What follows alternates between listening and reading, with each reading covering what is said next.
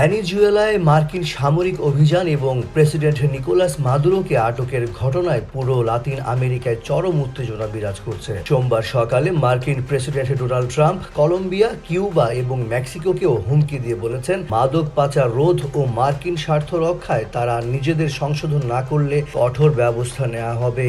মার্কিন সামরিক শক্তির সামনে লাতিন আমেরিকার দেশগুলো কতটা শক্তিশালী তা নিয়ে এই পরিস্থিতিতে উঠেছে প্রশ্ন।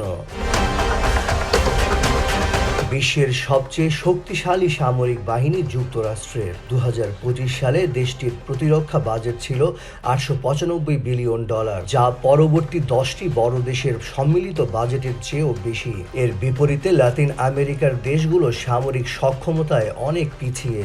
গ্লোবাল ফায়ার পাওয়ার 2025-এর র্যাঙ্কিং অনুযায়ী চিত্রটি হলো, লাতিন আমেরিকায় শীর্ষে থাকা ব্রাজিলের অবস্থান বিশ্বে 11তম, মেক্সিকো 32তম, কলম্বিয়া 46তম, ভেনেজুয়েলা 50তম ও কিউবা বিশ্বে 67তম। ট্যাঙ্ক, যুদ্ধবিমান বা নৌশক্তির মতো প্রথাগত যুদ্ধে যুক্তরাষ্ট্রের সঙ্গে এই দেশগুলোর কোনো তুলনাই চলে না। প্রথাগত যুদ্ধে পিছিয়ে থাকলেও লাতিন আমেরিকার দেশগুলোর তুরুপের তাস হলো তাদের বিশাল আধা সামরিক বাহিনী। প্রথাগত কৌশলের বাইরে গিয়ে গেরিলা বা আসিমেট্রিক্যাল যুদ্ধে তারা পারদর্শী। যেমন বিশ্বে 3য় বৃহত্তম আধা সামরিক বাহিনী রয়েছে কিউবার। সদস্য সংখ্যা প্রায় 11,40,000।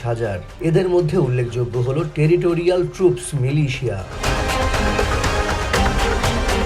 অন্যদিকে ভেনেজুয়েলা সরকার সমর্থিত সশস্ত্র বেসামরিক গোষ্ঠী কলেকতিভোস দেশটির অন্যতম শক্তি। মেক্সিকোর ড্রাগ কার্টেলগুলো বর্তমানে ডি ফ্যাক্টো আধা সামরিক বাহিনীর মতো শক্তিশালী অস্ত্রশস্ত্রে সজ্জিত।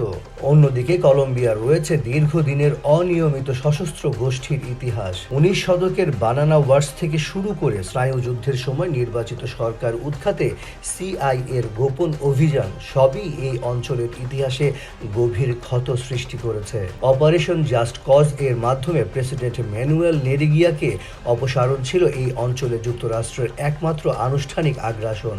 যে ঘটনা ফের আলোচনায় এসেছে মাদুরোকে আটক করতে মার্কিন সামরিক অভিযানে।